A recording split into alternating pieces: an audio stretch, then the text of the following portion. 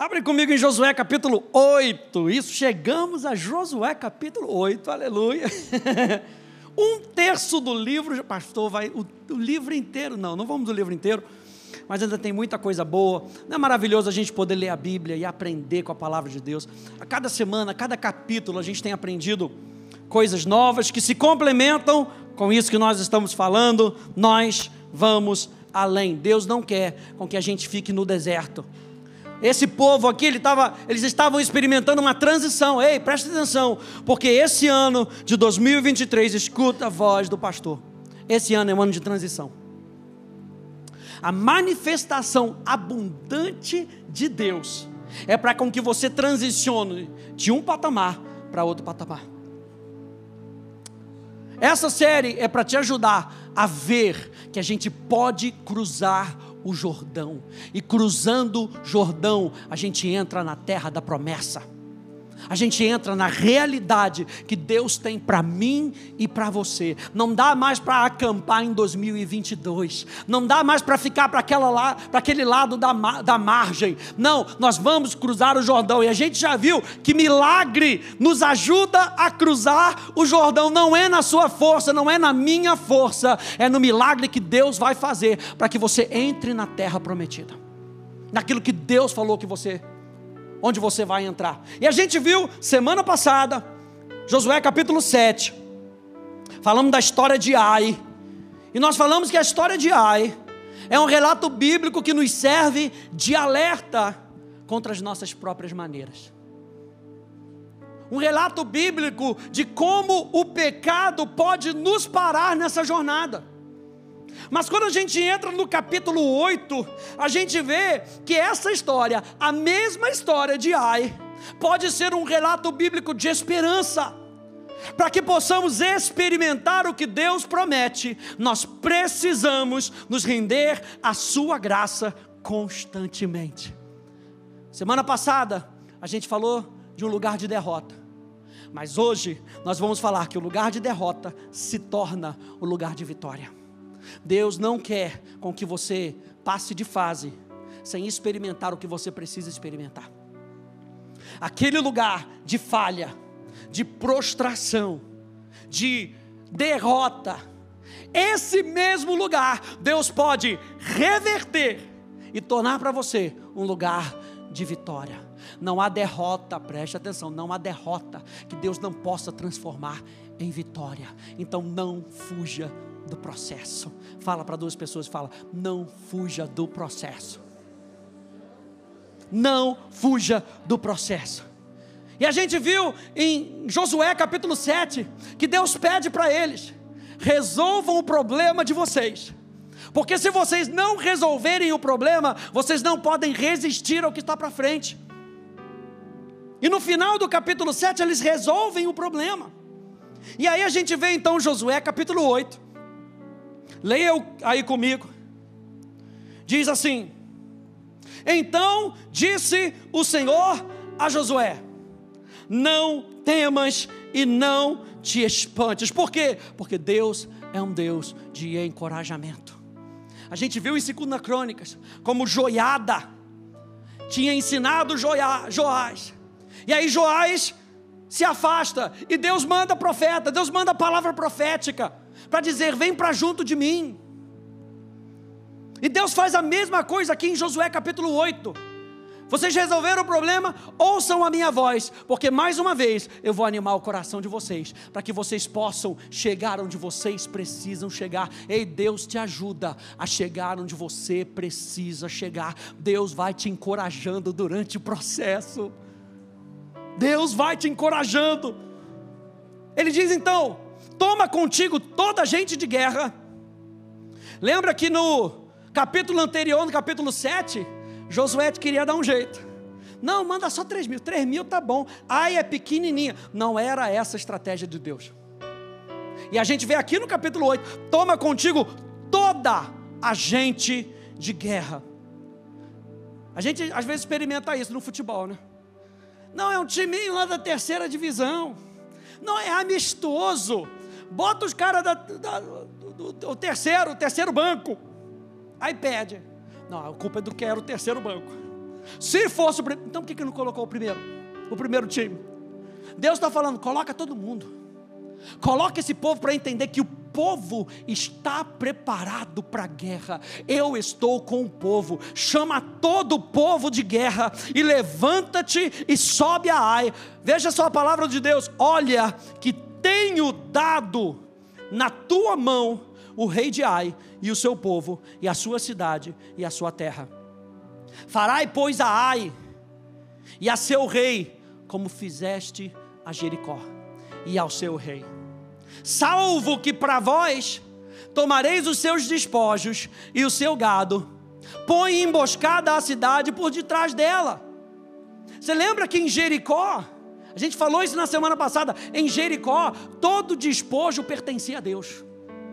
Era a primeira guerra deles ali na terra prometida, Jericó, como se fossem as primícias para Deus. Tudo que vocês conquistarem em Jericó é meu. Mas quando vai para Ai, Deus fala, o despojo é de vocês, é tudo para vocês. Se Acã tivesse esperado, ele teria desfrutado sem problema algum do desejo do seu coração. E muitas vezes as pessoas têm desejo no coração de talvez enriquecerem, de talvez terem um pouco mais de dinheiro. E aí Deus fala, se você tivesse esperado um pouquinho mais, eu tinha feito chegar na sua mão, ao invés de você tentar roubar, ao invés de você tentar e furtar. É Deus quem nos faz prosperar. Quem está comigo aí? É Deus quem nos faz prosperar. E muitas vezes Ele está segurando só para que você aprenda a depender dEle. Deus não é um Deus mau, Ele é um Deus bom. E Ele quer com que você experimente tudo aquilo que você pode experimentar no tempo certo. A gente está falando sobre isso nas quartas-feiras. Como viver uma vida abundante no reino. Deus quer com que você não só experimente o necessário, Deus quer com que você tenha e tenha em superabundância. A vida que Deus tem para mim e para você é uma vida superabundante. Jesus diz, eu vim para que vocês tenham uma vida superabundante. Se Acã tivesse esperado, ele teria desfrutado sem problema algum do desejo do seu coração. E quem o haveria de dar era o próprio Deus e não a sua impaciência. Segura o dedo aí, vai lá no Salmo 1, por favor. A gente vai voltar no texto aqui, então bota o dedo. Salmo 1.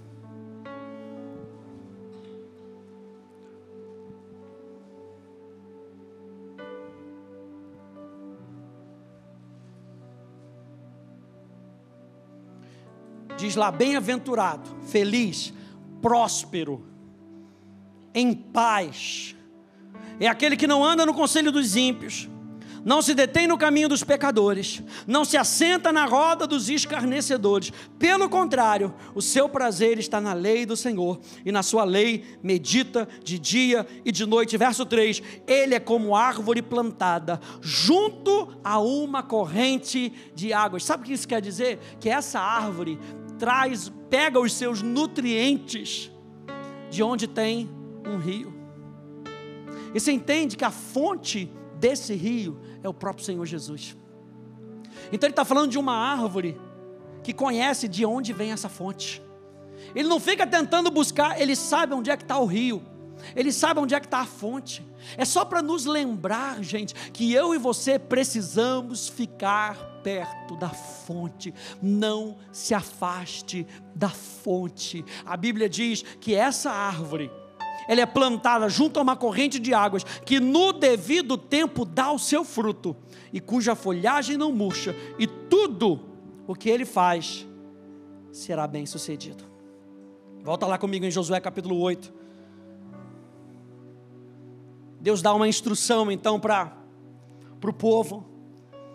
No verso 2 ele diz, tome dos despojos, do gado, é tudo de vocês. Verso 18, pula lá para o verso 18. Deus continua falando com o povo. Então o Senhor disse a Josué, estende a lança que tens na tua mão para Ai, porque a darei na tua mão. E Josué estendeu a lança que estava na sua mão para a cidade. Você entende que a vitória anterior não tinha nada de lança, não tinha nada de guerra. Deus estava usando outra estratégia. Na vitória sobre Jericó, eles tinham que ficar calados. Na vitória sobre Ai, eles tinham que guerrear com lanças na mão. A base da vitória era a mesma, apesar da estratégia ser diferente. Em Jericó, eles não lutaram. Em Ai, eles teriam que lutar. Mas em ambos os casos, deveriam depender do poder de Deus. Preste atenção nisso. Precisamos estar abertos e sensíveis às várias maneiras que Deus pode operar. Minha chamada para você nesse início é lembrar de você que Deus tem 1 milhão de maneiras de te ajudar a experimentar vitória. Deus tem 1 milhão de maneiras, 1.000.001, para te ajudar a experimentar aquilo que Ele disse que você vai experimentar. E é interessante a gente saber e lembrar que Deus não está limitado ao tempo e ao espaço. Quem pegou isso? Deus não está limitado. Os recursos de Deus não estão limitados. Você lembra que Jericó, a muralha era grossa demais, estava tudo impenetrável, e o povo do lado de fora gritou e a muralha caiu. Deus tem 1 milhão de maneiras de te ajudar. Ele pode abrir mares, Ele pode abrir rios, Ele pode parar o sol, Ele pode usar uma pedra com uma funda, Ele pode usar 300, ou Ele pode usar o povo inteiro. Deus quer que os nossos lugares de derrota sejam transformados em lugares de vitória. Não devemos viver com a derrota ou aceitá-la como normal para a vida cristã, mas como sempre, a vitória vem pela fé, na presença e na provisão de Deus. Josué capítulo 8 é um relato de esperança. Eu estou com vocês, e se eu estou com vocês, e vocês estiverem comigo. Você lembra que Josué se encontra com o anjo do Senhor, e Josué pergunta para o anjo, você está comigo? Ou você está com os inimigos? E o anjo fala, nenhum dos dois, eu quero saber se você está comigo. E a pergunta que Deus nos faz em Josué capítulo 8, vocês estão comigo? Porque eu quero estar com vocês, e quando eu estou com vocês, eu tenho a estratégia certa para vocês.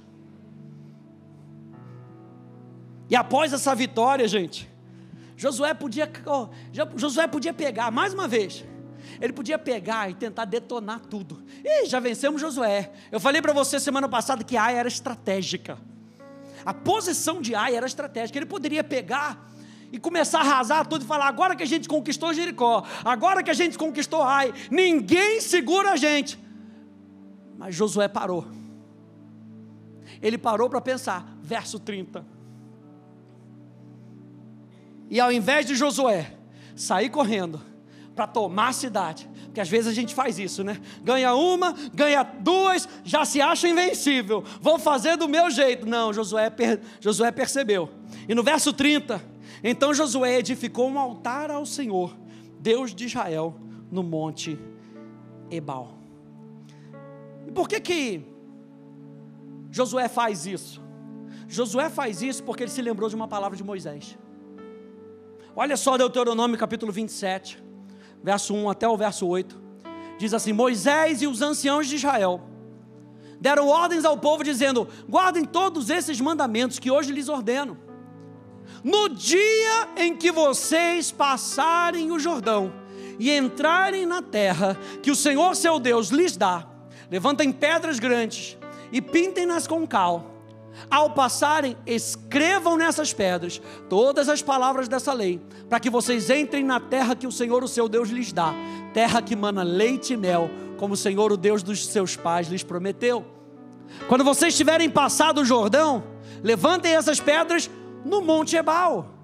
como hoje lhes ordeno, e pintem-nas com cal. Ali vocês devem construir um altar ao Senhor, o seu Deus, altar de pedras que não tenham sido trabalhadas com instrumentos de ferro.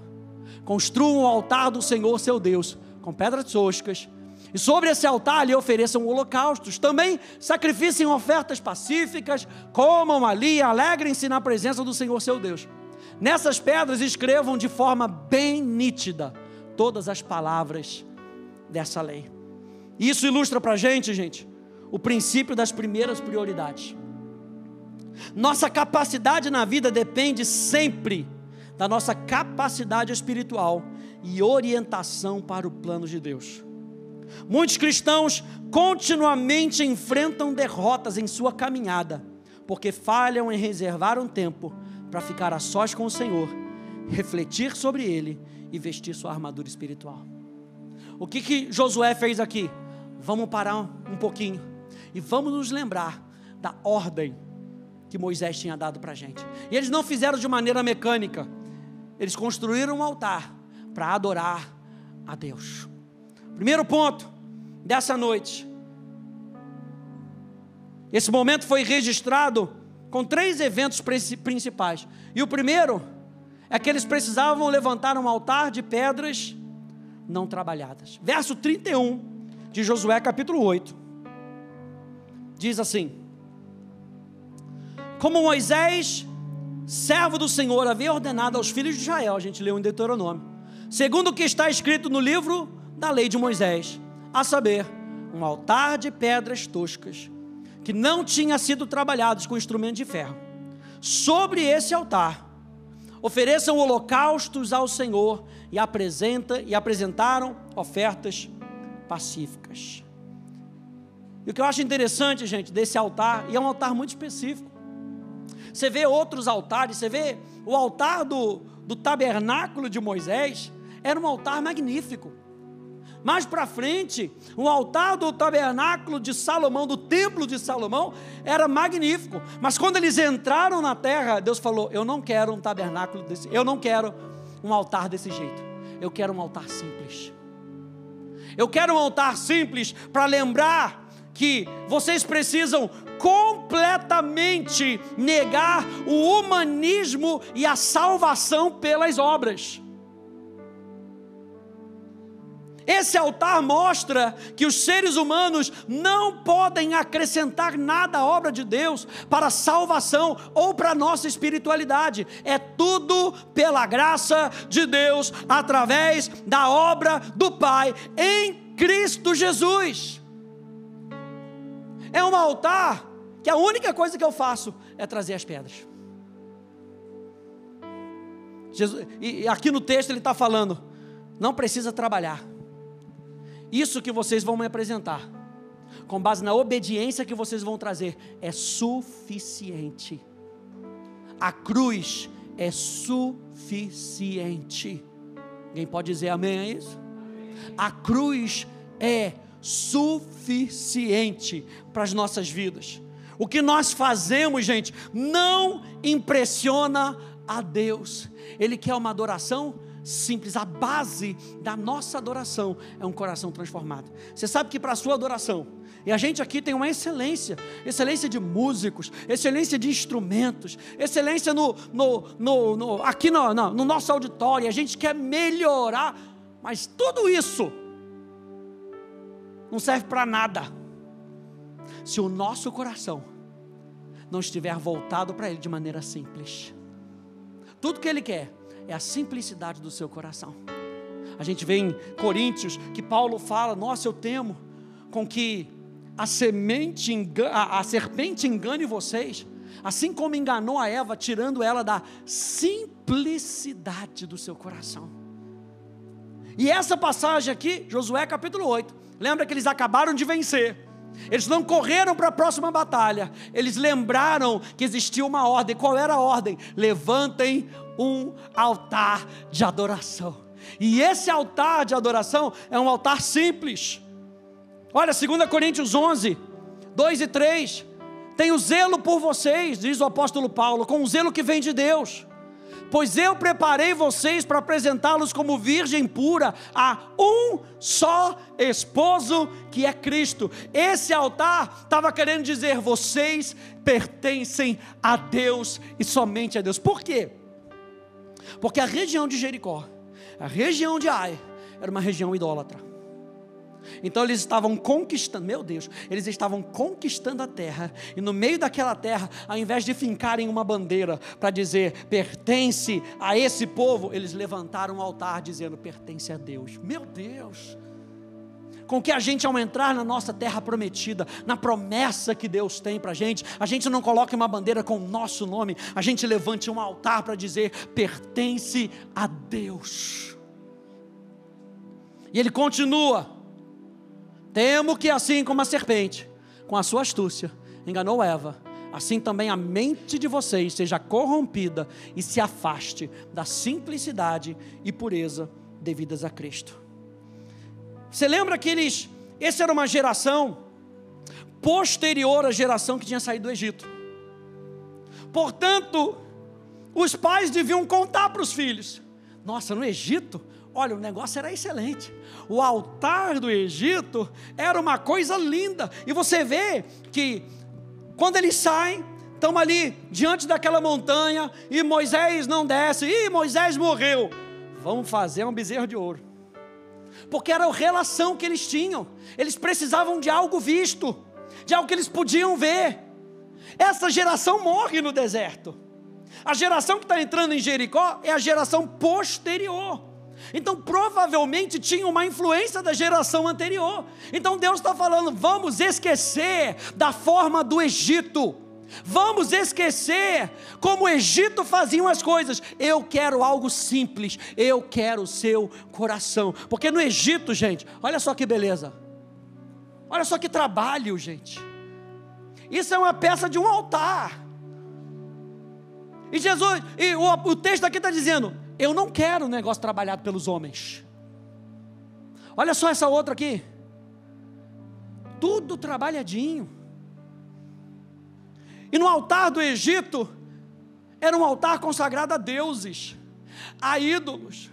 O altar tinha formas para representar os deuses do Egito. Olha só isso aqui, olha que lindo. Peça de um altar, mostrando os deuses do Egito. E Deus está falando para eles: não é isso que eu quero. Eu não quero um trabalho que represente a terra. Eu quero obediência que represente o céu. Aleluia. No meio de uma terra idólatra, nós estamos estabelecendo um novo padrão. Aquilo que Deus vai fazer chegar na sua vida é ano da manifestação abundante de Deus. Isso que Deus vai fazer chegar na sua vida tem que trazer um novo padrão para onde você estiver. Êxodo capítulo 20, verso 25 nos lembra: se vocês fizerem um altar de pedras para mim, não o façam de pedras lavradas, porque se é de pedra lavrada, você pode dizer: olha como é que ficou bonito, olha a minha excelência, olha como é que o altar que eu construí é melhor do que o do Lu. E o do Lu está meio tortinho, ele usou a medida errada, mas o meu Deus, cortei certinho, cortei bonitinho, as pedras estão encaixadas, e Deus já deixou isso lá em Êxodo: não o façam de pedras lavradas, pois se fizerem uso de ferramentas, vocês terão profanado o altar. O ponto dessa sessão aqui, de Josué capítulo 8, é aqueles que adoram esse Deus santo, devem preservar a santidade na maneira como adoram. Eles adoram onde Ele aponta, da maneira que Ele prescreve, com as bênçãos que Ele promete. O altar tem que apontar só para Deus e não para a minha habilidade. O milagre tem que apontar para Deus e não na maneira como eu orei para receber o milagre. Ou não focar em quanto eu dei para receber o milagre. Milagre tem que apontar só para Deus. Milagre é de Deus. Verso 32 nos leva para a segunda parte. Era um lugar para lembrar da palavra de Deus. Eu estou falando para você que no meio ali de Jericó, de Ai, era uma terra idólatra, e eles tinham que estabelecer um novo padrão. A primeira coisa que Deus fala é: aprendam a adorar somente a Deus, mesmo em meio a uma terra idólatra. E número 2, aquele altar era um lugar para a gente se lembrar da palavra de Deus. Verso 32, diz: ali Josué escreveu em pedras uma cópia da lei de Moisés, que este já havia escrito diante dos filhos de Israel. Verso 34, depois Josué leu todas as palavras da lei. Sabe o que Josué fez? É porque não tinha o livro, e provavelmente era uma tradição oral. Josué leu, depois quando você tiver um tempinho para parar nos seus estudos, na sua meditação, o que Josué leu aqui, que ele leu o livro da lei? Ele leu de Deuteronômio capítulo 5 até o capítulo 26. Ele pegou, sentou o povo e falou: vamos ler a palavra de Deus. E a Bíblia fala então que Josué leu todas as palavras da lei, a bênção e a maldição, Deuteronômio 27 e 28, segundo tudo o que está escrito na lei. Verso 35, palavra nenhuma houve de tudo o que Moisés ordenara, que Josué não lesse perante toda a congregação de Israel. E as mulheres, e os meninos, e os estrangeiros que andavam no meio deles, eles leram a palavra de Deus. Para que a gente possa criar uma nova cultura, onde quer que a gente esteja, e a gente não seja roubado por causa das bênçãos. Número 1, levante um altar de adoração, onde Deus é o centro desse altar. Número 2, não se esqueça da palavra que Deus nos dá.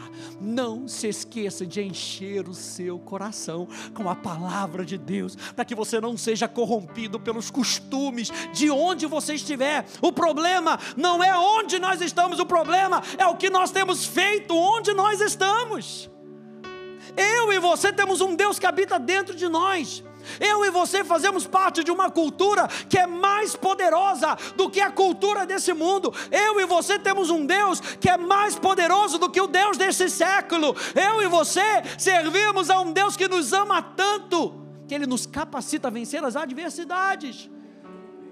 É um Deus que nos abençoa, para que o reino dele seja estabelecido. A bênção de Deus na sua vida é para que o reino de Deus seja estabelecido. E quando o reino de Deus é estabelecido, o rei se assenta no trono, governa, comanda e acaba a palhaçada do inferno.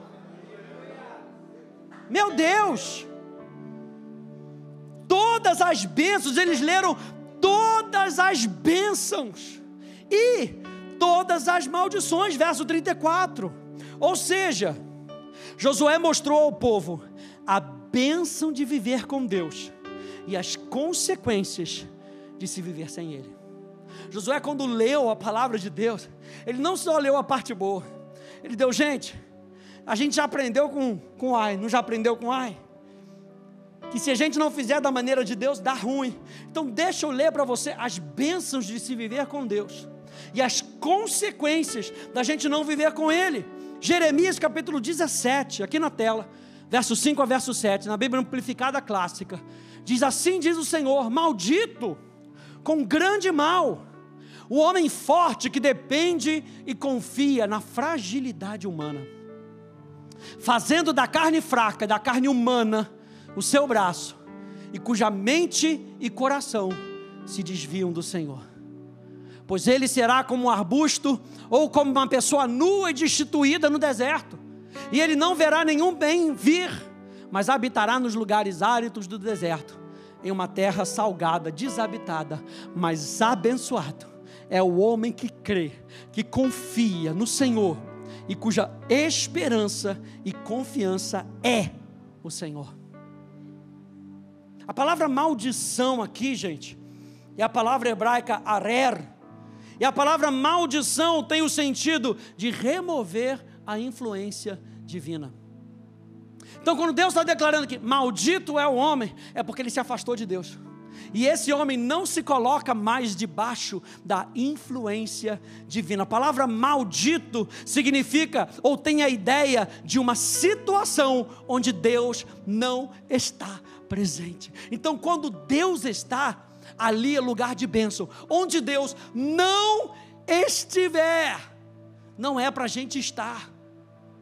Porque se Deus não estiver ali, meu Deus, ali se torna um lugar de maldição. Ali se torna um lugar onde Deus não consegue nos influenciar. Veja, em todo momento, cada descrição é Deus tentando nos influenciar, é Deus tentando nos chamar para perto de si, é Deus tentando chamar a nossa atenção, para que a gente possa andar com Ele a cada momento. O apóstolo Paulo, ele tinha sua consciência limpa, quando ele diz lá em Atos capítulo 20, verso 27, porque nunca deixei de vos anunciar todo o conselho de Deus. O que Josué falou? Ele falou de toda a lei, falou da bênção e falou da maldição. E Paulo aqui em Atos 20, ele faz essa declaração: ó, eu estou com a minha consciência limpa, porque nunca deixei de vos anunciar todo o conselho de Deus. E um pouco mais para frente, em Atos capítulo 24, diante de Félix, ele falou a respeito da justiça, do domínio próprio e de julgamento futuro. E quando ele fala sobre essas coisas, a Bíblia diz que Félix fica com medo, porque na realidade Félix queria era ganhar uma graninha com Paulo. E ele vai e fala de justiça. Ei, Félix, domínio próprio e julgamento futuro. Aí Félix fica com medo e fala: com licença que eu vou dar um pulinho ali, acho que eu estou ouvindo minha esposa me chamar. E ele dá um migué e foge de Paulo. Mas Paulo não deixava de anunciar o que precisava ser anunciado. Por que isso é importante, gente? Eu vou terminar com isso. Por que isso é importante? Por que é importante a gente entender essa realidade? Por que é importante a gente entender o que está sendo falado em Josué capítulo 8? E a gente volta para Deuteronômio capítulo 31, aqui na tela. Diz: reúnam o povo, os homens e as mulheres, as crianças e os estrangeiros que se encontram nas cidades onde vocês moram. Para quê? Para que ouçam, aprendam e temam o Senhor, o Deus de vocês, e cuidem de cumprir todas as palavras dessa lei. Por que é importante levantar um altar onde você está, que aponte para Deus? Por que é importante deixar ali registrado a palavra de Deus, para que todo mundo saiba que eu vivo pela palavra de Deus? Ela é o meu norte. E ele está falando aqui, Moisés fala em Deuteronômio 31, faça isso para que outras pessoas ouçam, para que outras pessoas aprendam, e para que outras pessoas temam o Senhor, o seu Deus, o meu Deus. E aí ele termina dizendo: e para que os seus filhos, que não a souberam, ouçam e aprendam a temer o Senhor, o seu Deus, todos os dias que viverem na terra em que, passando o Jordão, vocês vão entrar e da qual vocês tomarão posse. É todos os dias. Quando vocês se lembrarem da vitória de Ai, vocês vão se lembrar que tem um altar naquele lugar. E naquele lugar tem um altar que nos lembra da palavra de Deus, para que todos os dias que vocês viverem, quando você olhar para aquela vitória que Deus te deu, ano da manifestação abundante da presença de Deus, quando você olhar para aquela promessa que se concretizou, todos os dias vocês vão se lembrar que foi o Senhor que fez isso na minha vida e na sua vida. Não vamos tomar posse da promessa só para dizer que somos abençoados. A promessa se concretiza para que Deus seja conhecido.